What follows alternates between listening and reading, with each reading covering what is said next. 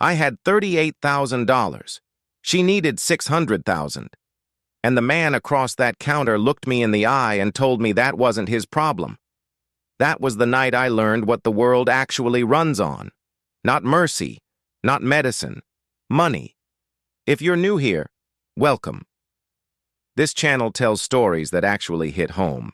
Real emotion, real stakes, real people. Drop in the comments where you're watching from. We've got people tuning in from everywhere and we love seeing it. And if nobody told you to subscribe yet, consider this your sign. Chicago, February, 8 years ago. Alistair Kincaid was 34 years old and had spent the last 6 hours doing the only thing a man with no options does: waiting. The hospital hallway smelled like antiseptic and old coffee. His shoes were still wet from the sprint across the parking lot. His phone had died somewhere around midnight, and he hadn't bothered to find a charger. None of that mattered. What mattered was 2 floors up, in room 412. And his mother, Alistair Kincaid, was in cardiac failure, and there was a procedure that could save her. The procedure was experimental, but it worked. 80% success rate. Her exact condition. The surgeon had explained it clearly, calmly, the way doctors explain things when they believe in what they're offering. The cost was $600,000. Insurance had already sent their answer. 3 paragraphs, 0 empathy, final decision. Alistair had called them 4 times. The 4th call lasted 2 minutes before the representative stopped picking up. He had $38,000 in savings. He had maxed 1 credit card trying to cover earlier hospital bills. He had a car worth maybe $9,000 if he sold it tonight. He was $553,000 short, and the window was closing. He went back to the billing desk at 1:15 in the morning. The financial director was still there. His name badge read, Draven Hollis Mercer. Silver hair, pressed shirt. The expression of a man who had closed difficult conversations many times and slept fine afterward. Alistair put both hands on the counter.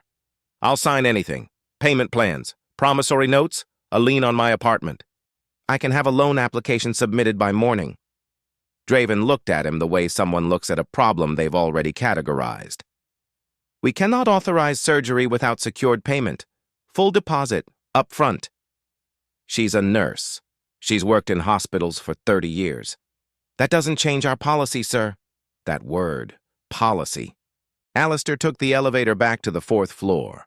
He walked slowly, not because he was calm, because he didn't know what his face would do when he saw her, and he needed a few more seconds to hold it together. Room 412 was dim. The monitor beeped in steady, fragile rhythm. Imani looked smaller than she ever had. This woman who had filled every room she'd stood in for 55 years, who had worked double shifts and still cooked Sunday dinners from scratch, who had held his hand at his father's funeral when he was 9 years old and told him crying wasn't weakness, it was love making noise. She reached for his hand when he walked in. She already knew from his face. Don't break yourself trying to save me. That's what she said, not fight harder, not find another way. She said don't break yourself. Because even then, even lying in that bed, she was still trying to protect him. I've had a good life, baby. I've had you. That's not nothing. He couldn't speak. He sat with her through the night. He watched the monitor. He held her hand while the rhythm slowed. And at 3:12 in the morning, the line went flat. The nurse came in. The doctor came in. Then someone said something to him. He would never remember what. He walked to the parking garage alone. He sat in his car. He didn't cry right away. He just sat there in the dark while the rain tapped against the windshield, and at some point the sky started to pale, and he still hadn't moved. Something had shifted inside him. Not broken. He would realize this later. Set, like bone healing wrong, hard and permanent in a new shape. He had come to that hospital with everything he had. He had begged. He had offered everything. And a man in a pressed shirt with a name badge had told him it wasn't enough, that his mother wasn't enough. He quit his job 3 weeks after the funeral. He didn't tell anyone except Zeke, Ezekiel Rowan Price, his closest friend since college, the only person who showed up at the gravesite, and then again the next day and the day after that. "What are you going to do?" Zeke asked. Alistair looked at him. "Figure out why a woman who gave 30 years to hospitals couldn't get one surgery." Zeke didn't try to talk him out of it. He'd known Alistair long enough to know that when he went quiet like this, still and focused, the way water is still before it becomes a current, something was being built. Something that would take a long time and would not stop. Alistair sublet his apartment in March. He moved into a one-bedroom in Pilsen, cheap rent, no neighbors who asked questions, a radiator that knocked all night. He didn't care. He set up a folding table by the window and started reading. Not novels. Not anything that could be mistaken for rest. Biotech journals. Medical algorithm research. Hospital billing architecture. Insurance law. He filled 3 notebooks in the first month alone. His handwriting got smaller as the weeks passed, tighter, more compressed, like his thoughts were moving faster than the pen. He wasn't looking for inspiration. He was looking for the exact mechanism by which a system decides who deserves to live. Zeke came by on a Saturday in April with takeout and the intention of staging a subtle intervention. He lasted about 4 minutes before he gave up on subtle. "You haven't left this apartment in 2 weeks. I went to the library." "That doesn't count." Alistair didn't look up from the paper he was annotating. Zeke set the food down and looked around the room, the whiteboards covered in diagrams, the sticky notes layered on the wall like scales, the empty coffee cups lined up on the windowsill. And he stood there long enough that Alistair finally looked up. "I know what this looks like," Alistair said. "It looks like grief that found a direction." "Yes." Zeke pulled out a chair and sat down. He wasn't leaving. Zeke stayed for 6 hours that night. By the end, he wasn't trying to slow Alistair down anymore. He was asking questions. Good ones. He ran a small consulting firm and understood data systems and organizational inefficiency better than most people Alistair had ever met. By midnight, they were both at the whiteboard. "The problem isn't just insurance," Alistair said. "It's the discretionary layer. Every major hospital has emergency funds. Or the question is how those funds get allocated and who controls the criteria." Zeke studied the diagram. "So the system isn't broken?" "No, it's working exactly as designed." Alistair capped the marker. "For some people." By summer, Alistair had taught himself the fundamentals of machine learning. Not casually, the way a man learns a language when his life depends on being understood.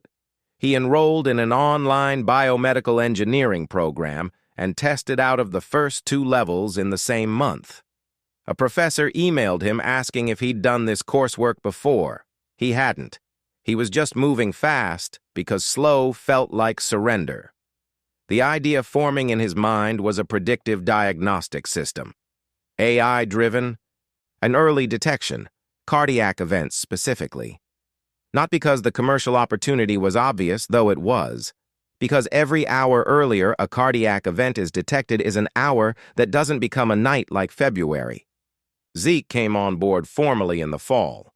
He took a reduced salary at his consulting firm and gave 3 days a week to what they were building. They had no office. They had no funding.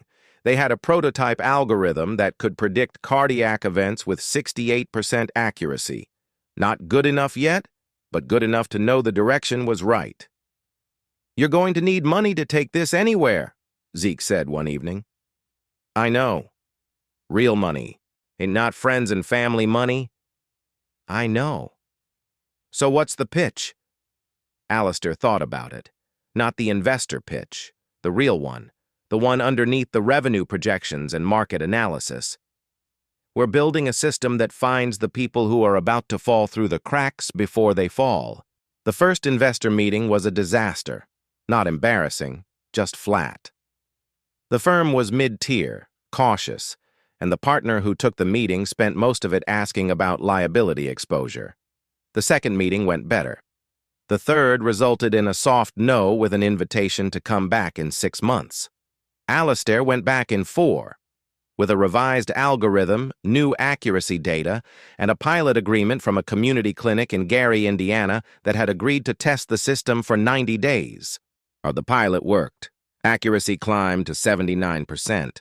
The fourth investor meeting ended with a term sheet. Kincaid Medical Systems launched formally 2 years after Imani died. The office was 1 room. The team was 4 people, including Alistair and Zeke. The technology worked, and in the world of medical AI, technology that actually worked had a way of moving fast. Within 18 months, they had licensing agreements with 11 hospital networks. Within 3 years, 44. The algorithm was refined continuously, sharper, faster, more accurate across broader patient populations. At year 4, the healthcare analyst published a report calling Kincaid Medical Systems the most consequential new entrant in cardiac diagnostics in a decade. Alistair read the report once, filed it, and went back to the code.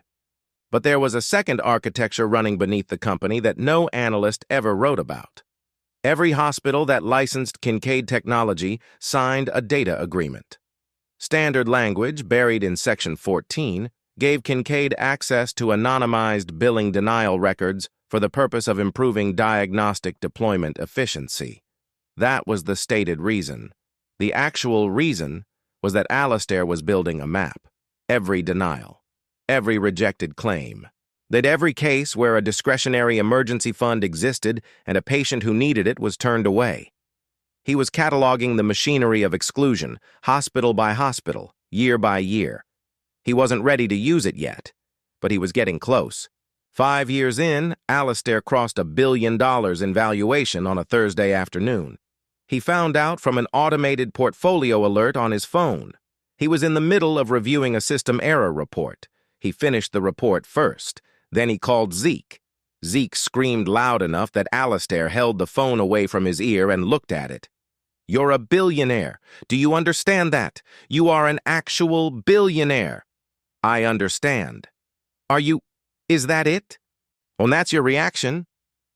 Alistair looked out the window of his office at the city below. He thought about a parking garage, a pale dawn, rain on a windshield. "It's not done yet," he said. The media found him around year 6. A profile in a healthcare trade publication led to a feature in a national business magazine, led to a television segment that Alistair declined to appear in personally, but allowed his communications team to support with data. The narrative wrote itself easily. Grieving son loses mother to a broken system, builds empire to fix it. Classic American redemption arc. The journalists who covered him were not wrong exactly. They just didn't have the full picture. And they saw the company. They saw the valuation. They saw the algorithm that was now operating in over 100 hospital networks across 14 countries. They did not see Section 14. By year 7, Alistair had quietly acquired minority stakes in 6 hospital networks. Each acquisition was structured through a holding company with a name that connected to nothing obvious. He was methodical, patient. He had learned patience the hard way, not as a virtue, but as a tool. Each stake gave him board observation rights. Each observation seat gave him access to internal financial governance documents. He cross-referenced everything against the billing denial data his licensing agreements had been collecting for years. The picture that emerged was not surprising. It was simply documented now. Discretionary emergency funds existed in nearly every major network. Allocation criteria were almost universally informal, undocumented, and heavily influenced by donor relationships. His mother was not an anomaly. She was the pattern. In the spring of year 8, Alistair's legal team completed the final transaction. Kincaid Medical Systems, through 3 layers of holding structures, had acquired majority ownership of Meridian General Hospital in Chicago. The hospital board had voted to approve the deal 6 weeks earlier. The vote was 8-1. The lone dissenting board member had raised concerns about the acquirer's long-term strategic alignment with the hospital's mission. He was not wrong to be concerned, but he simply didn't know why. Alistair signed the closing documents on a Sunday evening at his kitchen table. He didn't open a bottle of anything. He folded the documents, put them in a manila envelope, and went to bed. He had an early meeting. Real quick. If you've been watching this and haven't subscribed yet, take 1 minute and do that now. Stories like this take real work to put together, and your support is what keeps them coming.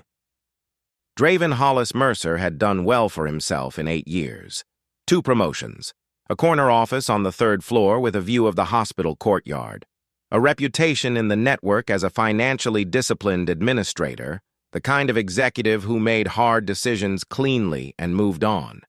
He had a photo on his desk of himself at a hospital gala, shaking hands with a state senator. He had not thought about Alistair Kincaid in years, and there had been hundreds of billing conversations like that one. You remember the policy. You don't always remember the faces. When the meeting request arrived from the new majority stakeholders office, his assistant flagged it as routine, a standard introductory meeting, new ownership, 30 minutes. Draven confirmed the slot without reading past the first line. Draven walked into the conference room at 10 a.m. on a Tuesday. He had his folder. He had his handshake ready. He scanned the room the way experienced executives scan rooms. Exit, table configuration, who's already seated and what that tells you. 1 person, no assistant, no legal team. The man at the table was looking out the window. He turned when Draven entered, and something happened to the air in the room. Draven's hand was still extended. In his brain was running recognition software at full speed. The folder shifted under his arm. "You," he said. He hadn't meant to say it out loud. Alistair let the silence sit for a moment. He had no interest in rushing this. "Sit down," he said, not unkindly. Draven sat. He set the folder on the table with deliberate care, the kind of care that is really just buying time. He straightened it once, then again. "That was a long time ago," he said finally. 8 years, Alistair said. "We followed policy." There was that word again. Alistair had thought about that word for 8 years. He had thought about how policy is written, and who writes it, and who it protects, and who it was never designed to protect in the first place. He reached into the folder in front of him and slid a document across the table.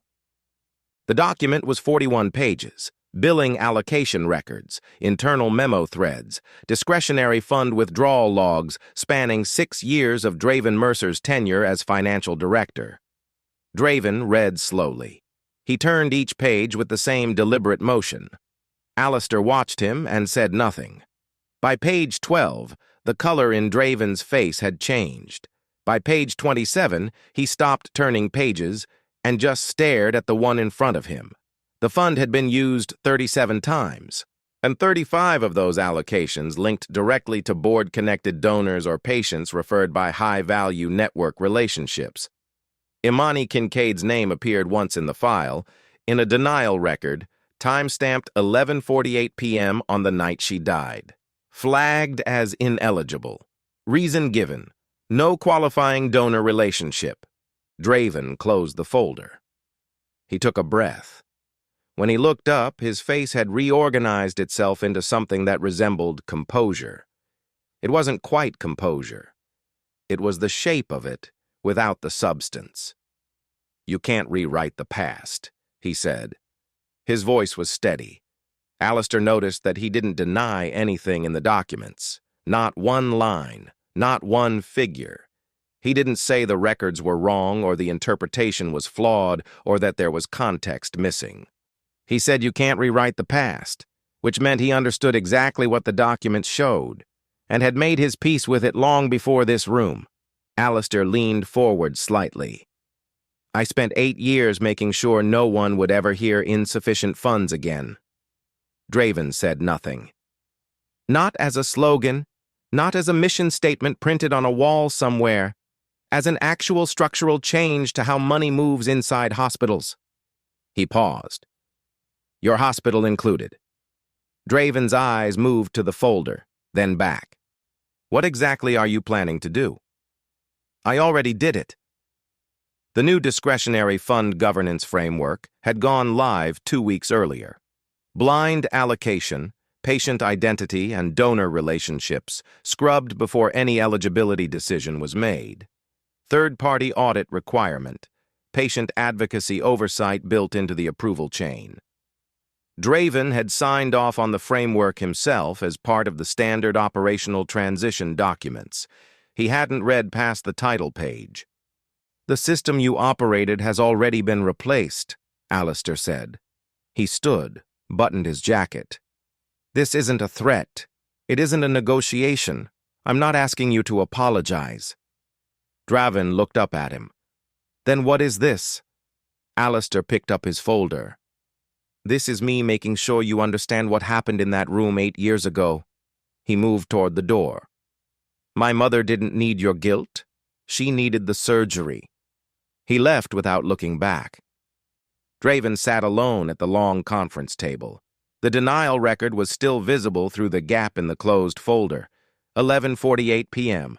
No qualifying donor relationship. He stared at it for a long time. 3 weeks after the meeting, Zariah Niall Vaughn requested access to Kincaid Medical System's financial disclosures. She was 30 years old, worked for an independent investigative outlet, and had broken 2 mid-level healthcare fraud stories in the past 18 months. Her editor had flagged Kincaid Medical Systems as a potential monopoly story. Too clean, too fast, too quiet for its size. Zariah had spent a week trying to find the angle and kept finding instead what wasn't there. No aggressive acquisition headlines, no price gouging complaints from hospital partners, no regulatory friction, just a company that kept growing and kept being strangely difficult to make a story out of. That, in her experience, usually meant the story was somewhere underneath. She started where she always started. The money. Kincaid's licensing revenue was substantial and clean. R&D expenditures were high but consistent with a company of its profile. Then she hit a holding structure inside the annual filing that absorbed a notable portion of net revenue and listed no commercial output. The holding name was SIV Partners. She ran it through 3 databases before she found the registration document. SIV Partners was a Delaware LLC registered 6 years ago, listed as a subsidiary of a Kincaid Medical Systems holding entity. One officer listed a R. Kincaid. She wrote it down and circled it. Then she wrote next to it, Solace? She didn't know why that word came to her. She followed it anyway. It took Zariah 3 weeks to understand what she was looking at. The first week she thought it was a tax structure. The second week she thought it might be a shadow acquisition vehicle. By the third week, she had pulled enough threads to see the shape of something entirely different. SIV Partners disbursed funds through embedded grant mechanisms inside Kincaid's hospital licensing agreements. The disbursements were coded as administrative billing adjustments, insurance corrections, and hospital-issued emergency grants. They were untraceable to Kincaid without the internal documentation.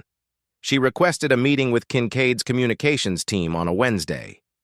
They called back in 2 hours. Alistair would meet her himself. That was the moment she knew this was not the story she had expected to find. They met in a small conference room at Kincaid headquarters. No communications team present, no legal counsel flanking him. Just Alistair, a coffee, and the patience of someone who had been waiting for this conversation. Zariah put her recorder on the table. He looked at it and nodded. She opened with the question she had been sharpening for days. You built a company that generates significant revenue and redirects a large portion of it anonymously to cover surgical costs for uninsured patients. You've done this for 6 years. Why has nobody known about it? He looked at her, the way people look at a question they've already answered for themselves 100 times, but are deciding how much of the answer to give. Because the moment it becomes public, it becomes about me. It's not charity, he said. Zariah wrote that down. Charity implies the giving was optional.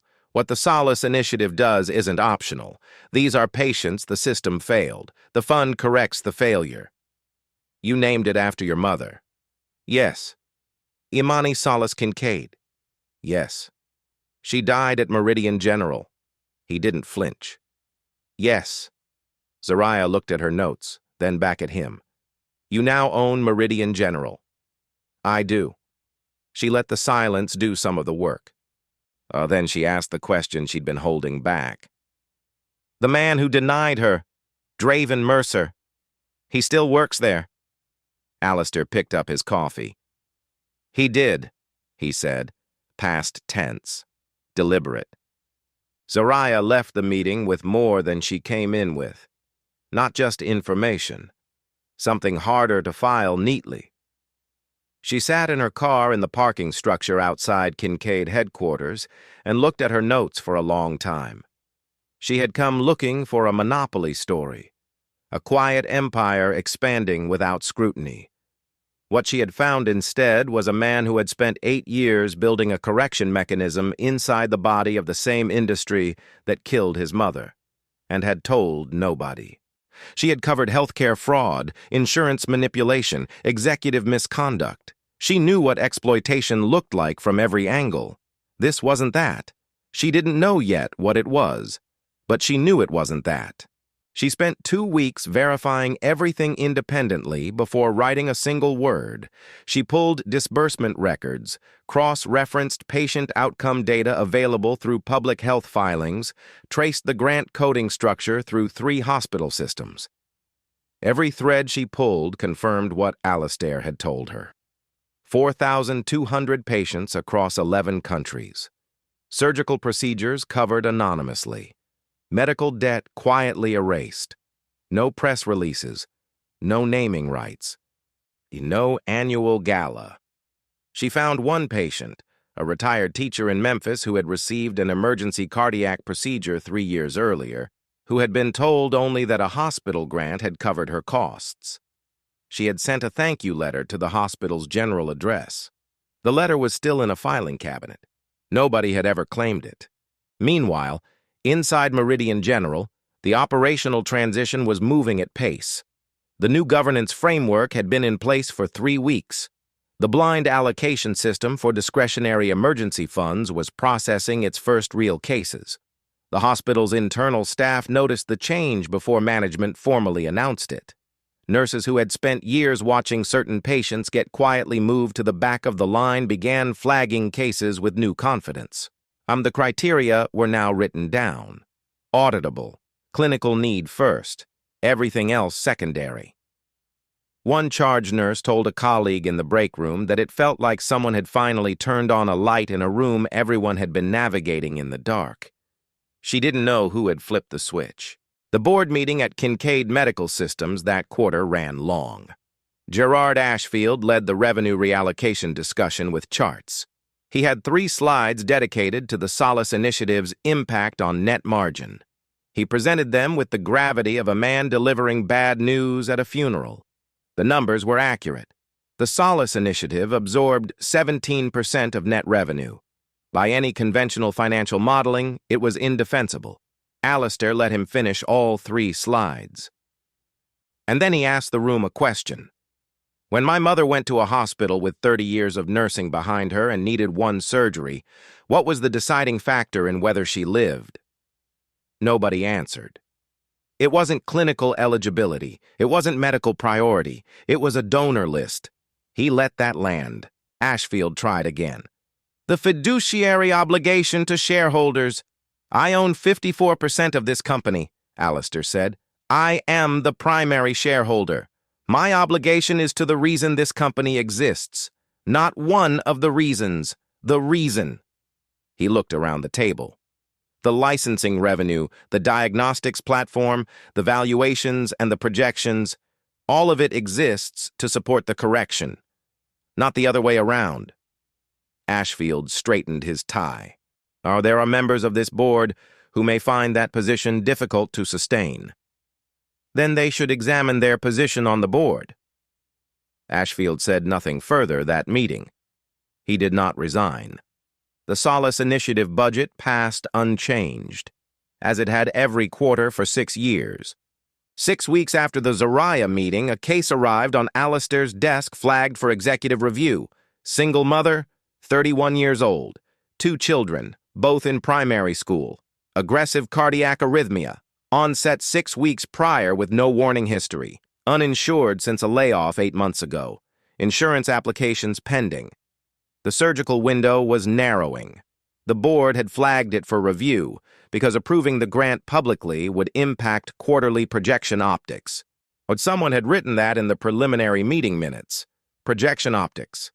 Alistair read that phrase twice. He set the document down. He picked up a pen. He signed the approval without conditions. No press release. No announcement to the board before the fact. No projection adjustments flagged in advance. Just the authorization, time-stamped, delivered to the hospital's surgical team within the hour. The surgery was scheduled for the following morning. Zeke found out that evening and called him. "I heard you signed the Meridian case." "Yes." "Board's going to push back." "I know." "You don't care." It wasn't a question. Sir Alistair looked out his office window at the city. "That woman has 2 kids waiting to find out if their mother comes home." Silence on the line. "Yeah," Zeke said quietly. "Yeah, okay." The surgery lasted 7 hours. It succeeded. Alistair went to the hospital the following evening. He didn't check in at the front desk. He didn't contact the surgical team. He walked to the 4th-floor corridor where the recovery ward was and stood at the window outside her room. She was asleep, stable. The monitor beside her moved in steady rhythm. 2 children's drawings were already taped to the wall beside the bed. Someone had brought them in that afternoon. Crayon sons, a stick-figure family, a house with smoke coming from the chimney. He stood there for perhaps 2 minutes. Then he turned and walked back down the corridor without speaking to anyone. Walking out of that hospital was different from every other time he had walked out of a hospital. He didn't have a word for it immediately. It wasn't joy. It wasn't relief exactly. It was the absence of something. The specific weight that had been sitting in his chest since 3:12 in the morning 8 years ago, that dense, permanent pressure of having been present and unable to change anything, had shifted. Not lifted entirely.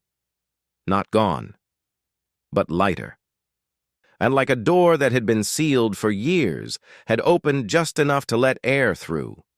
He sat in his car in the parking structure and understood something he hadn't been able to articulate before. He hadn't been building a company. He had been building a way back to that hospital corridor with a different outcome. And tonight, for one person, he had found it. Zariah's article published on a Sunday morning. It ran 4,000 words.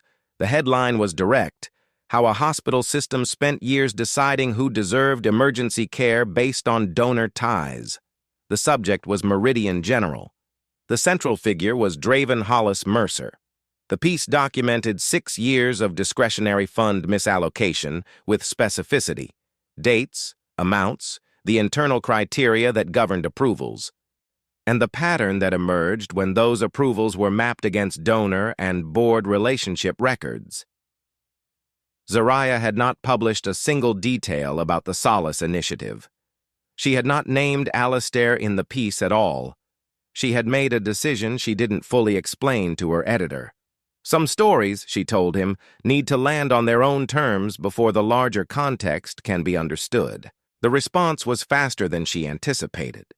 The State Health Regulatory Board opened a formal inquiry within 48 hours of publication.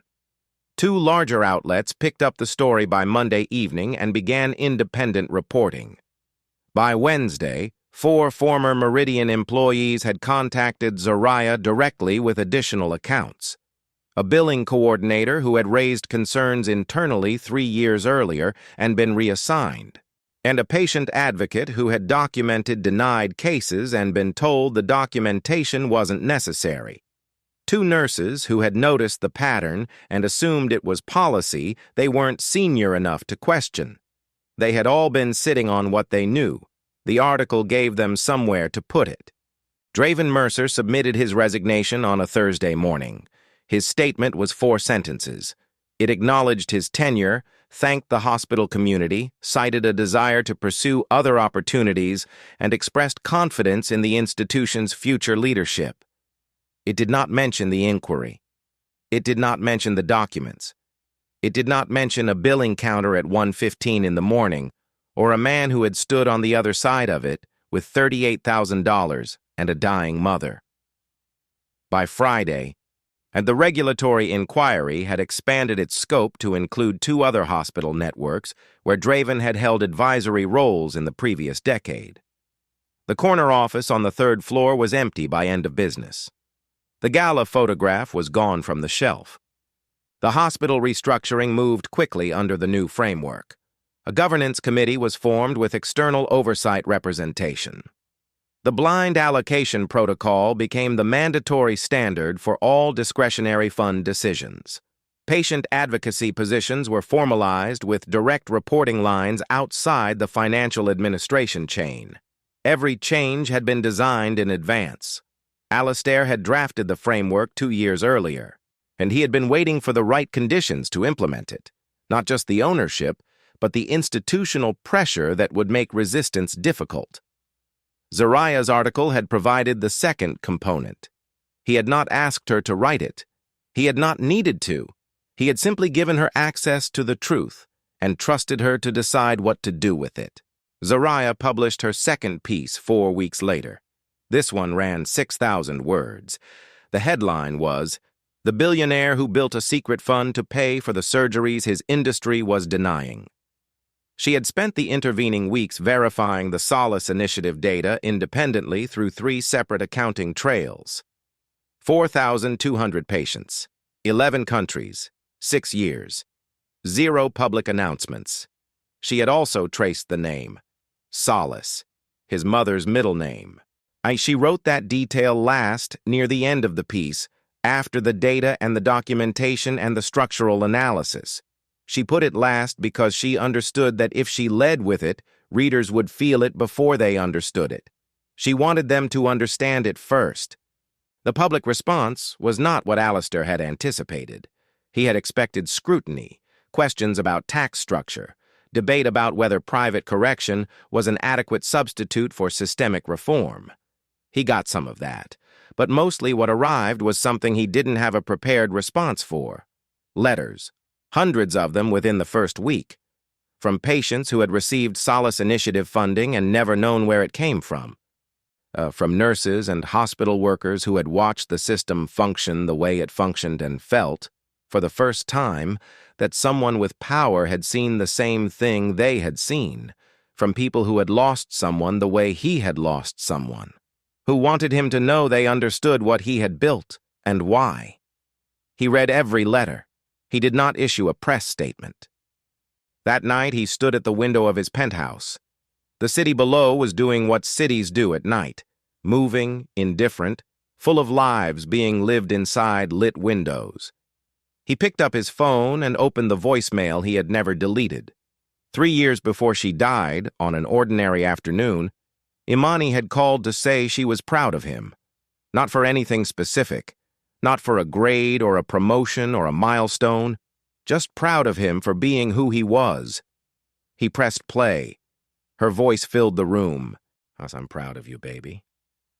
He stood with his eyes closed and let it end, then let it play again. The tears came the way they always had, quietly, privately, making no demands. He had not saved her. That was the fact he had learned to carry rather than run from. He had been too late, too powerless, standing at a billing counter with everything he had and still not enough. But he had done the next thing, and the thing after that, and until the system that took her looked different than it had before he touched it. Not fixed. He was not naive enough to call it fixed, but different, measurably, documentably, irreversibly different. And somewhere in the space between what he had lost and what he had built, something that was not quite peace but was close enough to it had found a place to rest. That's the end of this story. And if it hit the way we hoped it did, let us know in the comments.